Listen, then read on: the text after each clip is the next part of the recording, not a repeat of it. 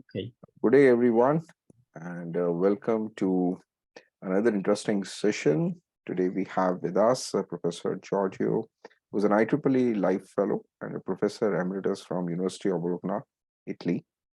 And he's a well-known figure in EDS and has received his doctorate in engineering degree in electrical engineering in 1967 and his doctorate degree in physics in 1969 from the University of Bologna, Italy, where he's currently giving a course of nanoelectronics as Professor Emeritus. And he has been a member of the technical staff at the Bell Labs, New Jersey, and a visiting scientist at IBM's T.J. Watson Research Center at Yorktown Heights, New York. And he has devoted his research work to various aspects of microelectronics, including processing technology, device physics, and characterization, current transport in semiconductor materials and devices, MOSFET scaling properties, optimization and design of submicron devices, and numerical analysis of semiconductor devices. He had coordination and technical responsibilities in about 10 European projects. And this more recent included quantum transport in multigate and nanowire FETs, and transport properties of carbon nanotube and graphene nanoribbon FETs. He has authored or co-authored more than 400 papers and conference presentations, and his activity has generated extensive collaborations with national and European industries and with research institutions in Italy and abroad. He has been the director of the Research Center for Electronic Systems at the University of Bologna, chairman of the Institute for Microelectronics and Microsystems of CNR and of the SDEC and SERC Steering Committee. And he has been the serving editor of the IEEE Transactions on Electron Devices, a member of the Technology Council of ST-Microelectronics, and of the Scientific Advisory Board of the Institute of Microelectronics in Singapore. He's a Life Fellow of IEEE and has also received the Cledo Brunetti Award in the year 2013. With these words, I now invite Professor Giorgio to kindly share his screen to deliver his talk.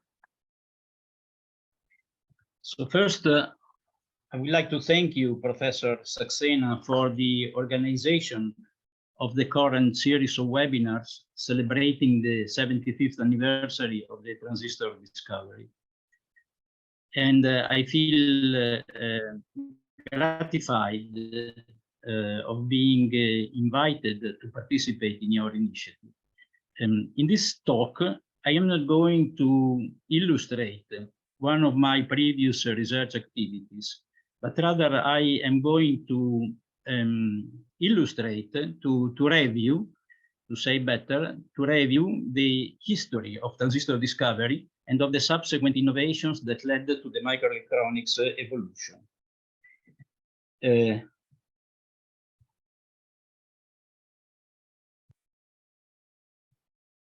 Okay, this is the outline of the presentation. There are perhaps too many points, so I'll try to be as synthetic as possible.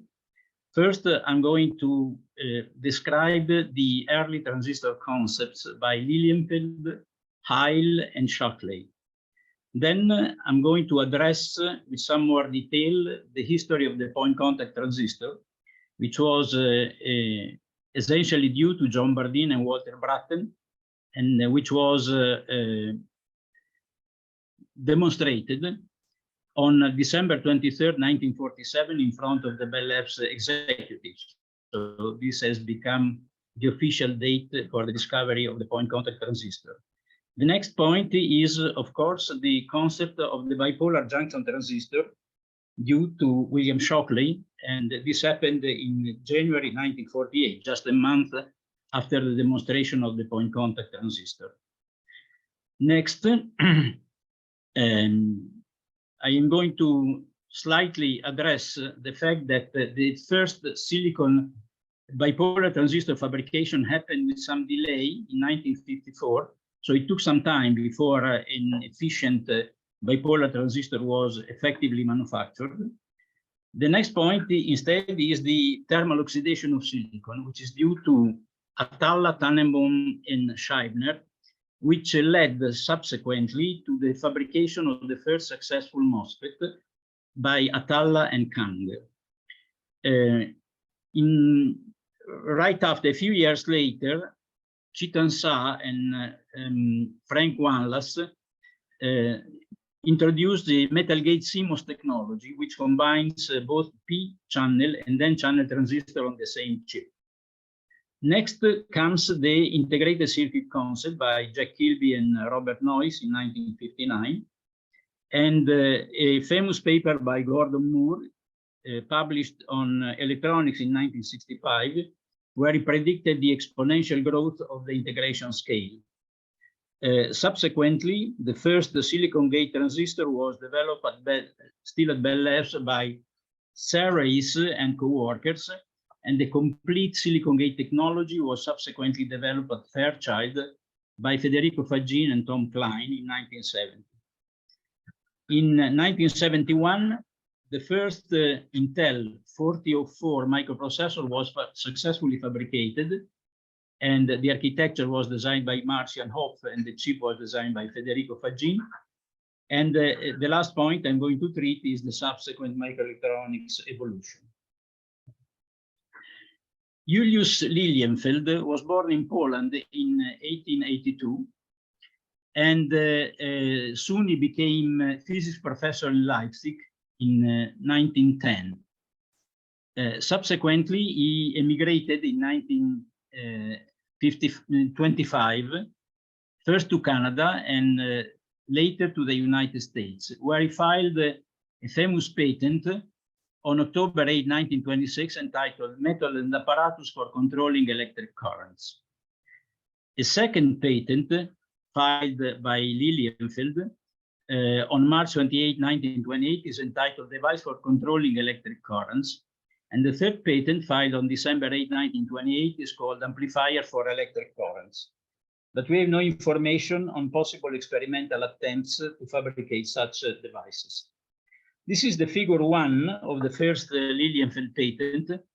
Due to the thinness of the semiconductor layer in this picture, it is not easy to understand how it is intended to work. But Chetan Shah, in a paper published in 1988, worked out this schematic representation of the same device. And it appears that there is a copper sulfide semiconductor layer deposited on top of an insulator and on top of two gold contact acting as source and drain. And in the middle of the channel, we have an aluminum rectifying contact with its depletion layer, which extends all across the width of the device. So obviously, in this device, the current flowing from source to drain is modulated by the voltage applied to the gate. It is also noteworthy the fact that in 1926, the band structure of crystalline materials was not known, and also the concept of hole was not known. On the other hand, copper sulfide is a p-type semiconductor material, and apparently Lilienfeld was aware of this because he applied the appropriate voltages to source, drain, and gate to let this device work. And this is a sort of a device which we would call today a metal semiconductor field effect transistor. In a subsequent patent, he devised an insulated gate field effect transistor. The substrate in this case is aluminum. The surface is covered by aluminum oxide, and then a copper sulfide film is deposited on top of the aluminum oxide. There is also a restriction in the middle of the channel in the copper sulfide in order to allow a better control of the current flowing across this device. So this is what we would call today a depletion mode insulated gate field effect transistor, or MOSFET. In a third patent, he invented a metal gate bipolar transistor, which is represented in figure 1, and a sort of a semiconductor controlled rectifier, where there is an alternation of different layers, metal and semiconductor layer, as can be seen from figure 2 of this picture. Another important patent was filed by Oscar Heil It is called Improvement in or Relating to Electrical Amplifiers and Other Control Arrangement and Devices. It was filed on March 5, 1935, when he was working at the Cavendish Laboratory in Cambridge, but he's a German scientist and had graduated in Göttingen.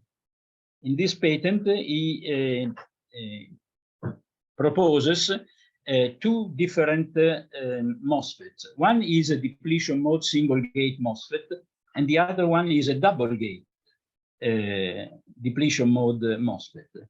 So it is noteworthy that double gate MOSFETs were realized many years after this patent, namely in 2002 by Chen-Ming Wu and his group at the California, at the University of California at Berkeley.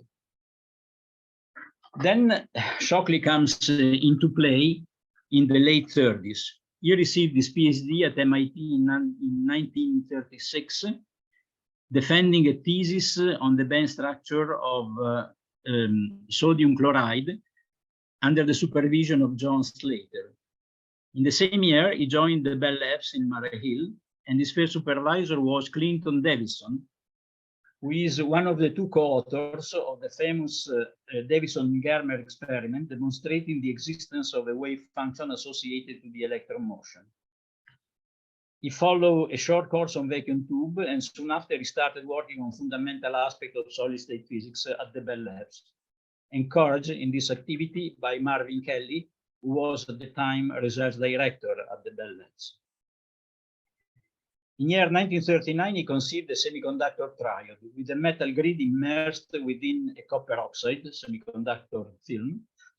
And this device was difficult to build, and besides, it would have very poor dynamic properties due to the macroscopic size of this device, which is similar to that of a triode, of a vacuum triode. But on February 29, 1940, he conceived a depletion mode MOSFET made by a copper oxide semiconductor film with a copper gate and two ohmic contacts. This is documented in a notebook entry, which is dated February 29, 1940, where one can see a schematic representation of this device, which exhibits a copper oxide film and underneath a rectifying copper contact acting as a gate. And then there are two ohmic contacts at the top. This notebook entry was co-signed also by Walter Brattain. During World War II, the activity on the development of a solid-state amplifier device were temporarily abandoned, and the Bell Labs participated in the development of radar detectors. Shockley went first to the Bell Labs location in New York, and he investigated metal semiconductor rectifying contacts for radar signal detection. Subsequently, he moved to the War Department, where he was assigned important military tasks. And in 1945, at the end of the war in Europe at least, Marvin Kelly wanted to return the Bell Labs to a peacetime operation style, and Shockley was invited to get back to Murray Hill as a co-supervisor together with Stanley Morgan of the solid-state physics team.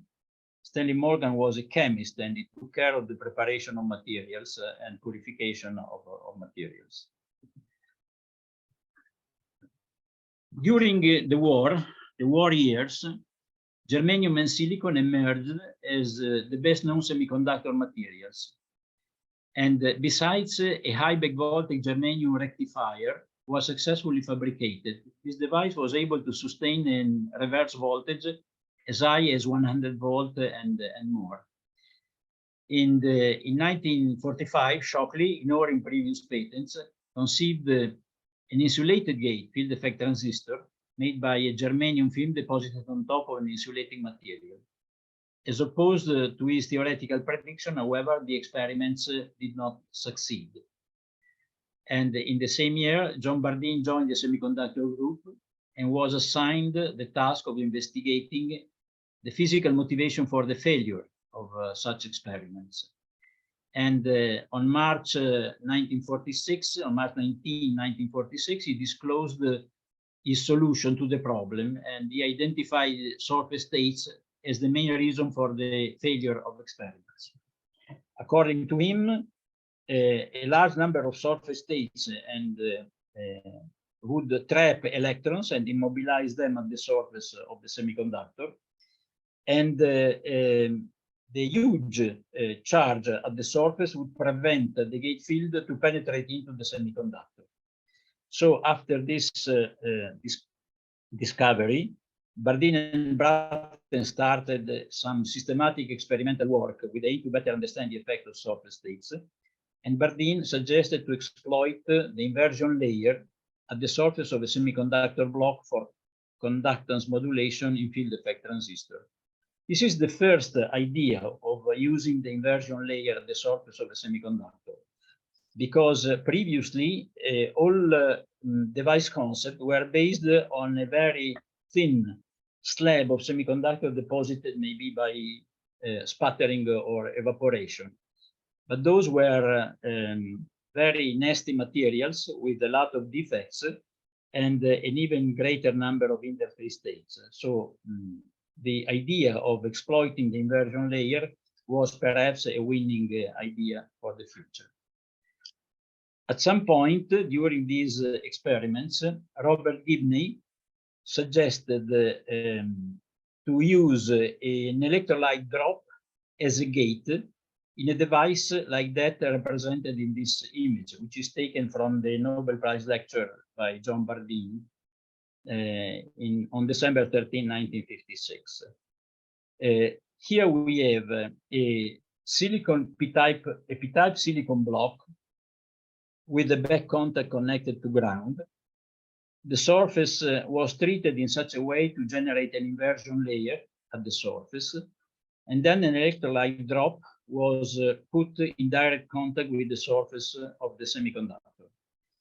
A control electrode, positively biased, tends, of course, to deposit a large number of positive ions on the top of the surface, so that the strong field generated by these ions allows the field to penetrate into the semiconductor.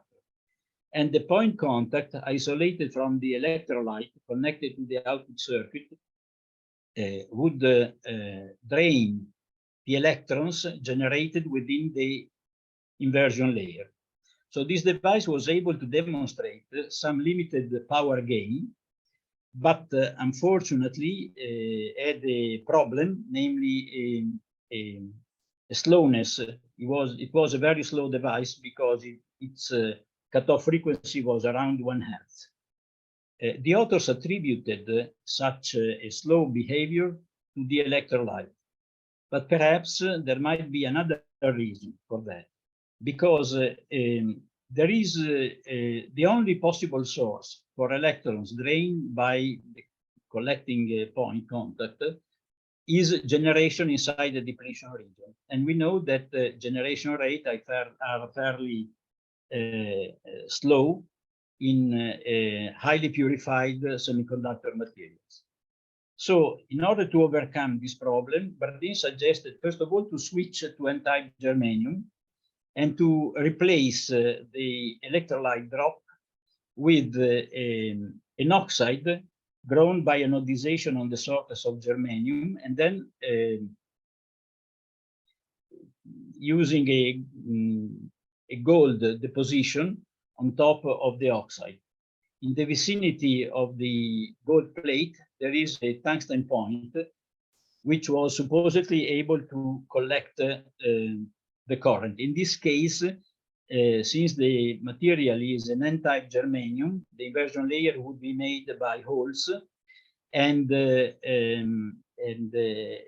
expected to see holes flowing to the tungsten point with a negative voltage applied to the gold plate. Instead, what happened was that the current flew in the output circuit only if a positive voltage was applied to the evaporated gold. So they realized that the oxide had been washed out in the cleaning during the cleaning of the surface before the evaporation of gold, and that the gold plate was injecting holes collected then by the tungsten point.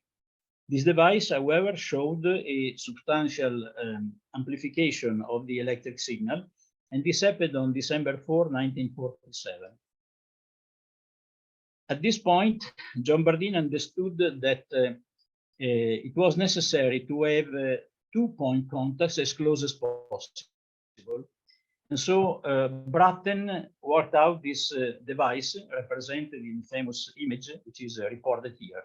In essence, it took a plastic wedge, evaporated gold on it, and then separated the gold plates in 2 isolated parts and using a razor blade. And with this approach, they succeeded in having a distance between the 2 contact points of about 50 micron. With this device, they succeeded on December 16 to demonstrate voltage, current, and power gain at the same time.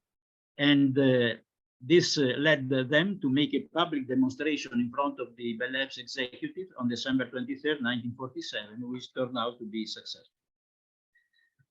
In a subsequent paper published by Bardeen and Brattain on Physical Review in 1948, in June 1948, they represent schematically their device with this image. And they already use the modern nomenclature, calling emitter the injecting point, collector the draining point, and base the germanium block and its contact to ground. In a subsequent paper published in 1949, on April 15, 1949, they show these characteristics of the device, which have several unusual features, as can be seen. The first one is that, first of all, this plot represents the collector voltage as a function of the collector current, and the solid lines represent constant emitter current characteristics, whereas dotted line represent constant emitter voltage characteristics.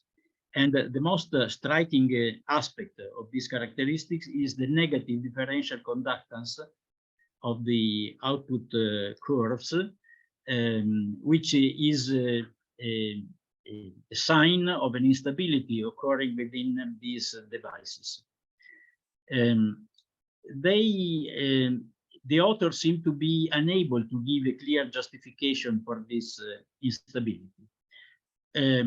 They simply say that due to the modification of the space charge region around the contact point under high injection condition, this would make the injection of electrons from the metal into the semiconductor easier, so that the collector current increases more than the emitter current, and indeed the current gain in common base configuration alpha is represented to be between 1 and 3, indicating that the collector current increases faster. If we look, let me see if I can have a pointer. If you look at this point of the characteristic, we see that here the collector current is 3 milliamp and the emitter current is 1 milliamp. So it is obvious that there is an additional electron current flowing from the base to the collector. And in my viewpoint, in my interpretation at least, this current could be due to impact ionization in the space charge region initiated by the holes injected by the emitter. And the combination of this impact ionization effect combined with the feedback effect of the collector current on the emitter current, represented by this expression here, where RF is a feedback resistance, it turns out that the device becomes unstable at large collector currents, and this justifies the negative differential conductance of the characteristics. Another issue was why the metal semiconductor content injects minority carriers rather than draining majority carriers.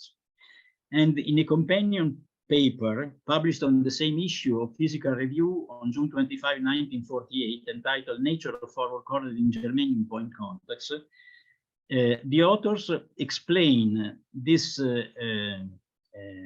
fact by saying that at a gold semiconductor contact, there is a very strong band bending, so that there is a formation of a hole inversion layer in the vicinity of the surface, with the hole concentration much larger than the electron concentration at the top of the conduction band.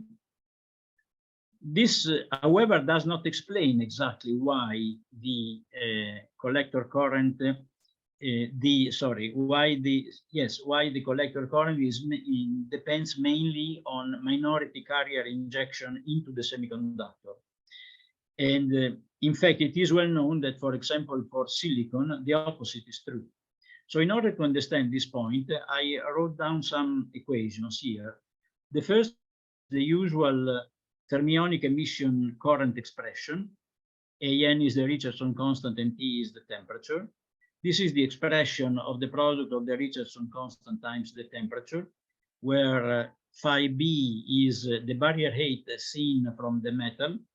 NC is the effective density of states within the conduction band of the semiconductor, and VT is the thermionic injection velocity represented below. The minority carrier current instead is given by this expression, which is exactly the same that we would have in a PN junction. And in this expression, the equilibrium hole concentration within the N region is expressed as the ratio of Ni square over Nd. And I did this because Ni square is the key of our point. In silicon, Ni, the intrinsic carrier concentration, is about 10 to the 10th centimeter to the minus third. In germanium, it is 2 times 10 to the 13 centimeter to the minus third. So that the square of Ni is 4 times 10 to the 6 higher in germanium than it is in silicon. So this is the justification why in germanium there is an enormous increase of the minority carrier current density with respect to what would happen in silicon. And therefore, at least in my viewpoint, a device like this, a point contact device, could never work if they selected the silicon material. So the choice of germanium was crucial for the success of this demonstration. The injection of holes is further demonstrated by this experiment suggested by Shockley and carried out by Haynes. Here we have a semiconductor slab with the voltage applied to the terminals, so that a current of electron flows from the right contact to the left contact. Then we have 2-point contacts, but they are far apart. And at the first one, we have a pulse generator injecting pulses. And the other one at the end of the slab collects part of the current that flows across this output resistance and is monitored by an oscilloscope. So when a pulse is injected, we see this sharp peak in the image of the oscilloscope. And after some time, we see also another current peak flowing across the output circuit, but this is widened with respect to the first. So this phenomenology can be interpreted by assuming that at the positive pulse, a bunch of holes are injected into the semiconductor. Then holes travel across the N-type material up to the second contact point, and part of them are flow into the contact point and in the load resistance. So that the distance between the two peaks is a measure of the time of flight of the holes from the 2-point contacts within the germanium slab. And from the widening, it is possible to extract the diffusion coefficient. And this experiment proved the validity of the Einstein relationship relating the diffusivity of holes in germanium with their mobility. These are official pictures made available by the Bell Labs after the official announcement of the discovery of the transistor, showing, mimicking a good harmony between the three authors, namely John Bardeen, William Shockley, and Walter Brattain. However, this wasn't the actual situation, and Shockley himself admits in a paper entitled The Path to the Conception of the Junction Transistor, published in 1976 on the IEEE Transaction on Electron Devices, and he says that the birth of the point contact transistor was a magnificent Christmas present for the group as a whole. I shared in the rejoicing, but my emotions were somewhat conflicted. My elation with the group's success was tempered by not being one of the inventors. I experienced some frustration that my personal effort, started more than 8 years before, had not resulted in a significant inventive contribution of my own. In 1947, Shockley did not follow very closely the activity of Bardeen and Brattain. His activity was turned to the study of a reverse bias PN junction as a lightning arrestor, which is what we would call today a discharge protection circuit. This research was directly suggested to him by Oliver Buckley, which was at the time president of the Bell Labs. And in this notebook entry, he solves the continuity equation for electrons in the p-type region of the junction.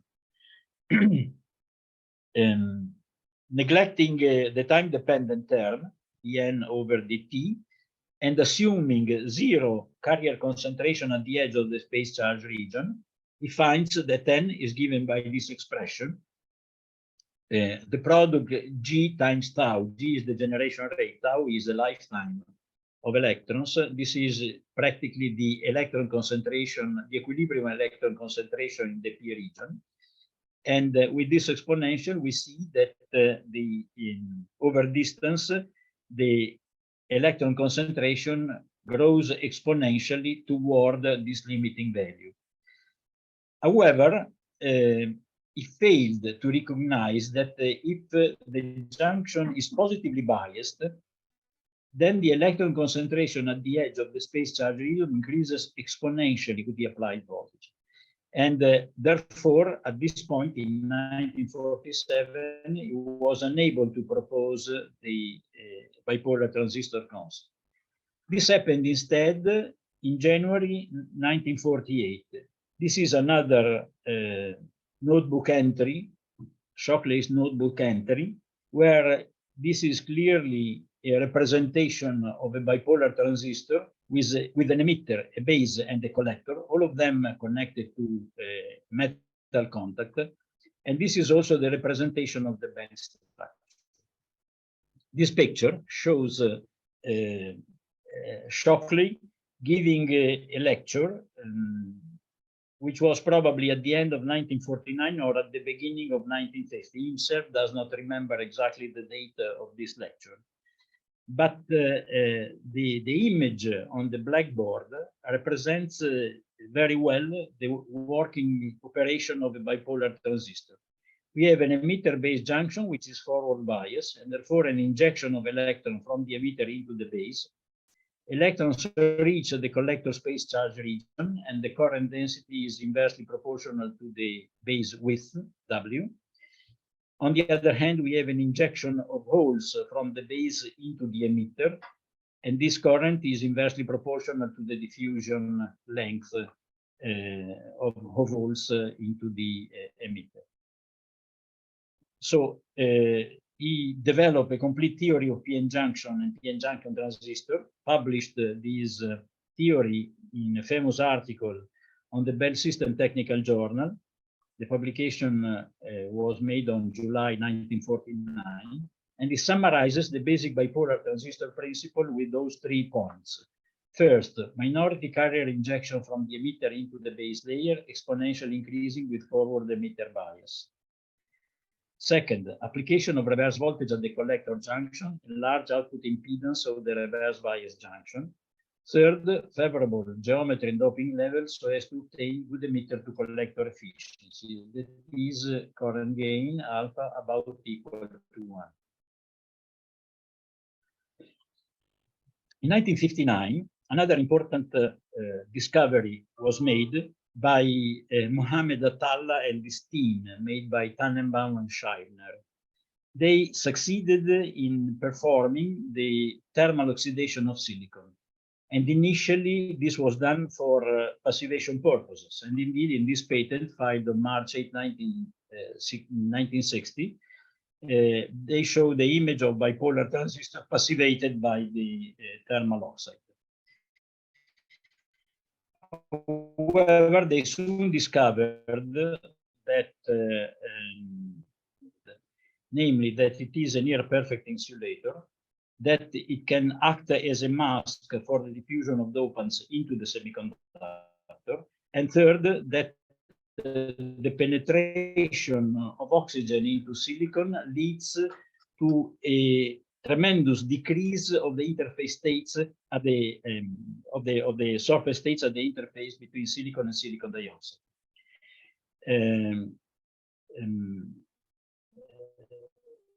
So this opened the way to the fabrication of the first insulated gate inversion mode transistor, and this was done jointly by Atallah and Kang in a presentation that was given to the Device Research Conference. And the patent, however, was signed by Kang only. In 1963, Chitan Sa and Frank Wanlas proposed a metal gate CMOS technology, combining the existence of a P-type and N-type transistor on the same chip. And these schematics, which is a figure in their patent, is a representation of a CMOS inverter, as can be easily seen. In the same, still in 1959, there was another important discovery. This is the discovery of the integrated circuit. The first patent was filed by Jack Kilby, at the time working at Texas Instruments, in February 1959. However, he proposed to engrave 2 or more transistors in the same silicon chip, but the interconnects between chips were done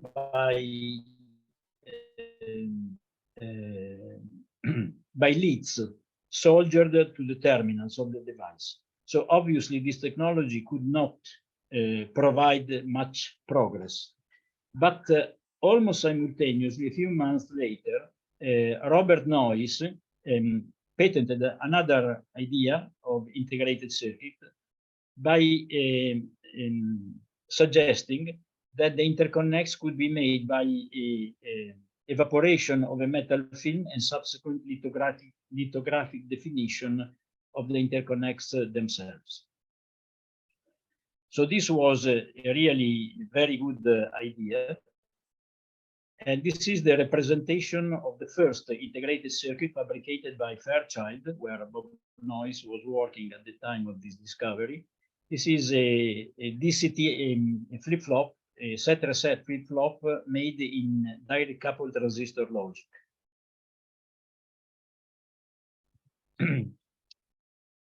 A couple of years later, in 1965, Gordon Moore published a paper on electronics, a famous paper on electronics, where based on, this is a plot, by the way, of the number of transistors in logarithmic form as a function of the year, and the plotted these 3 points together with the single transistor in 1959, and showing the number of transistors per chip over the years. And by extrapolating this tendency, he predicted that in 1975, it would be possible to have an integrated circuit with 2 to the 16 transistor, which means 64,000 transistors. And this was a simple prediction, but as everybody knows, it became a sort of a law, even though the rate of increase of the number of transistors still exponential, but was slightly slower than predicted by him. And indeed, we see here a number of integrated circuits showing that in the 1950s, we have 1 transistor. In 1960s, we have 16 transistors on average. This is the intermediate point here. In 1970, we have 4,500 transistors. In 1980, we have 275 transistors. In the 1990s, we have 3,100,000 transistors. And in the first decade of year 2000, we have 592 million transistors on a chip. This is the image of the first 4-bit microprocessor fabricated by Intel in 1971, based on the architecture designed by Marcian Hopf and the chip design by Federico Faggini. And the microprocessor opened the way to a very large scale integration because of its programmability. Because there was a fear that integrating more complex circuit would lead to a decrease of the market because of the specialization of those circuits. Actually, this did not happen, and the main reason was the programmability of microprocessor. Other significant milestones are the constant field scaling theory, which drove the evolution of microelectronics from 1995 to 2005. In the constant field scaling theory, the voltages are scaled in direct proportion with the physical dimension of the transistor. Next, Masuhara and others from Hitachi developed a silicon gate CMOS technology with much improved performance with respect to the metal gate technology. The scaling theory was generalized by myself, Wardeman, and Denard. The paper was published in 1984. And subsequently, in 1984 and 1987, Masuoka from Hitachi proposed the NOR flash memory and the NAND planar flash memory. In year 2002, Chen Minggu proposed the FinFET transistor, which became then the Tri-Gate technology of Intel in year 2011, a few years later. In 2007, Intel, at the 45 nanometer node, introduced the high-K dielectric and the metal gate. And the final evolution of those devices is the stack nanosheet technology, jointly developed by IBM, Samsung, and Global Foundries in 2017. This plot shows not exactly the size as a function of year, but rather the denomination of the nodes as a function of years. Because as it is known from the 22 nanometer on, the denomination of the node does not follow the exact size of those devices. This plot shows the minimum feature size as a function of time. And it can be seen that after the 22 nanometer node, there is indeed a different rate of decrease of the minimum feature size with respect to time. And specifically, it is expected an 8 nanometer minimum feature size at the so-called 3 nanometer technology. This is a sequence of cross-section of devices proposed by Intel from the 32 nanometer technology node, and those are represented on scale. This is again a representation of the cross-section of devices from the 90 nanometer node down to the 32 nanometer node. And at the 22 nanometer node, there is an entirely different technology, which is based on the large view of the previous representation. And this is a cross-section of the 10 nanometer node technology, showing two parallel fingers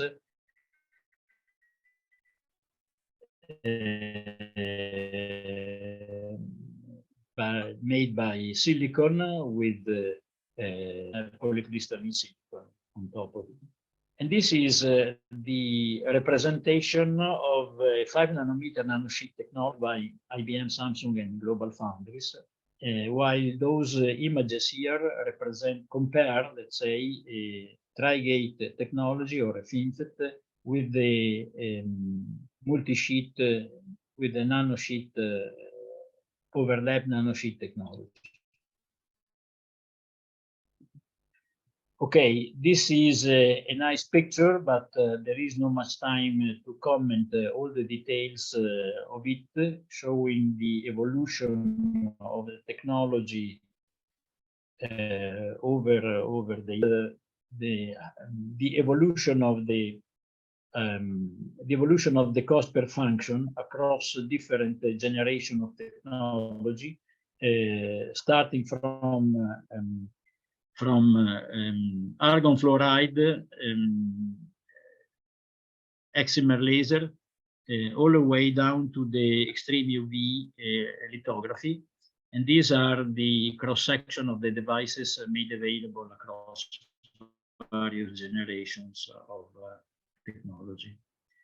This is again a nice image, which would require much time to interpret those molecular characters, but I have no time to go through all of them, and I'll get to the conclusion. The physical concept of the first point contact transistor and of bipolar transistor was largely due to the dedication of skilled and motivated researchers. That is John Bardeen, Walter Brattain, and William Shockley. All of them awarded with the Nobel Prize. The success were largely due to the favorable environmental condition and the support of the Bell Labs executive, and among them most notably Mervyn Candy. Due to the many failures along the path, Shockley defined the transistor discovery an example of creative failure methodology, followed by a strong will to think. At first, the NPN silicon BJT turned out to be the most successful device for analog and digital applications. But the power consumption of bipolar logic prevented the use of large-scale integration and required expensive packaging and cooling system to avoid device runaway in mainframe computers and supercomputers. Over the years, the silicon gate CMOS FET performance improvement, driven by device scaling, and their low power consumption led to the development of single chip 32 and then 64-bit microprocessor, incorporating first, second, and third level caches on chip, resulting in an unprecedented computing power. The simultaneous development of volatile memories for the main computer RAM and non-volatile memories for solid-state disks further improved the performance of personal computers.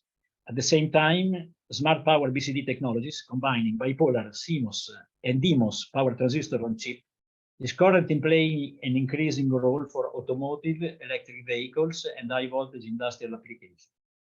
So we can conclude saying that microelectronics did play, and is currently playing, a pervasive role in many technology sectors, including artificial intelligence, robotics, telecommunication, and computing systems, with a strong and increasing impact on people, habits, and lifetimes. This concludes my presentation, and I thank you for the attention. Thank you. Thank you very much, Professor Giorgio, for taking us through this journey of last 75 years in such a lucid manner. There are a few questions which have been shared by the attendees through the chat. I have collated those, and let me share my screen.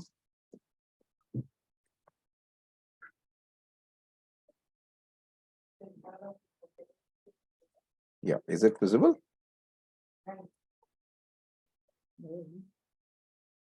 Yeah, can you see? Yes. Okay, great. The first one is, sir, could you comment about the source of inhomogeneities in a Schottky barrier junction? Perhaps the inhomogeneities are referred to the structure of the metal, which is usually a polycrystalline, and therefore the different orientation of the crystal can generate a different barrier from the metal to the semiconductor. This is in part, at least, could be in part an answer to the question. Inhomogeneities, however, are also present because of the variability of those junctions. And a key point here is the interface between metal and semiconductor. I remember that the development of silicides with the penetration of the metal into the semiconductor improves the quality of the interface and makes the Schottky barrier junction more uniform. I hope I have answered the question. What does D stands in that equation? Well, D, if the question refers to the continuity equation for electrons in Shockley notebook's entry, D stands for the diffusion coefficient. So the diffusion coefficient multiplied by the second derivative of the carrier concentration represents the divergence of the flow of electrons inside the p-type region. The third question is, history of transistor revolution clearly shows that FET was studied and discovered earlier than point contact transistor. Kindly elaborate on what stopped commercialization of FETs before BJTs. It is correct that the FET concept was devised much earlier than the bipolar transistor concept. As I showed before, the FET concept dates back to 1926, and it is due primarily to Julius Lilienfeld. However,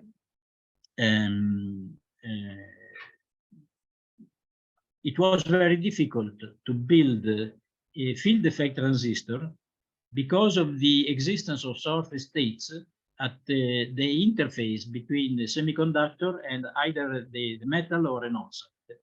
So it was along the process of development of the point contact transistor that it was understood that perhaps the gate field could only influence the inversion layer at the surface and not the bulk of the semiconductor. And this was mainly due to the interface states. Only when silicon was thermally oxidized and the density of interface states was drastically reduced by at least 2 orders of magnitudes, only at that point it was possible to manufacture a field effect transistor, a working insulated gate field effect transistor, which then became the workhorse for the evolution of nanoelectronics. Thank you. Thank you very much, Professor Giorgio. Let me just check if there are any more questions which are there in the chat. No, I don't see any more questions in it. Well, thank you very much, Professor Giorgio, on behalf of IEEE Electron Device Society. We have 2 panelists also, Professor Rudan and Professor Deen. If they have any quick comment or any particular suggestions for that. Yeah. If I may congratulate for the effort of finding historical documents by Giorgio. Very interesting. I mean, all these ancient patents and similar things. I had to read patents as old as 1 century. Yes. and to read the papers which were published 75 years ago. So, in fact, I had to read several of these documents in order to be able to set up this presentation. Thank you. Thank you very much, Professor Rudan. I really appreciate the efforts which have been done by all the experts. And these particular sessions, which we have recorded and will be available for all the attendees, to those who were not able to attend the live lectures, they will be available later on the YouTube link, which I'll be sharing. So this is all going to be a great repository, especially when we are celebrating the 75 years. So thank you very much, Professor Giorgio, and to all the attendees who have been there with us today for this particular webinar, and hope to see you all again in some of our future webinars, which I'll be sharing the link with each one of you. Thank you very much. Bye-bye. Okay, bye-bye. Thank you. Bye-bye. Bye-bye.